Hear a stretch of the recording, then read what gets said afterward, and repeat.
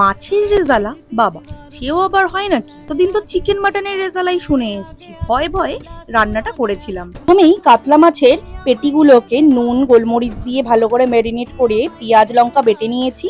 এবার সাদা তেলে একটু বেরেস্তা ভেজে নেব। কাজু পোস্ত তিল চারমগজ বেটে নিতে নিতে এখানে বেরেস্তা ভাজা হয়ে গেল। সেই তেলেই মাছগুলোকে ভালো করে ভেজে নিতে হবে। ফোড়নে দিয়েছি গোটা গরম মশলা, শুকনো লঙ্কা। এবার দিয়ে দেবো বেটে রাখা পেঁয়াজ, দিয়ে দেবো আদা রসুন লঙ্কা বাটা, দিয়ে দেবো নুন আর দিয়ে দেবো কাজু বাদাম বাটা। মশলাটা একটু কষে আসলে দিয়ে দেবো এখানে টক দই, দিয়ে দেবো গোলমরিচ আর কিছুটা গোলাপ জল, দিয়ে দেবো পরিমাণ মতন চিনি। এবার ভালো করে মশলাটা কষিয়ে তেল ছেড়ে আসলে জল দিয়ে মাছগুলোকে দিয়ে দিতে হবে। উপর থেকে দিয়ে দেবো অল্প করে মিঠা আতর। গ্রেভি ফুটে আসলে উপর থেকে বেরেস্তা, কাঁচা লঙ্কা, ঘি আর গরম মশলা দিয়ে একটু হালকা করে নেড়ে নিয়েছি।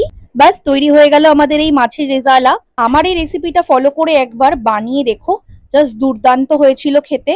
আর আমার চ্যানেলের ভিডিওগুলো তোমাদের ভালো লাগলে লাইক কমেন্ট সাবস্ক্রাইব করতে ভুলো না।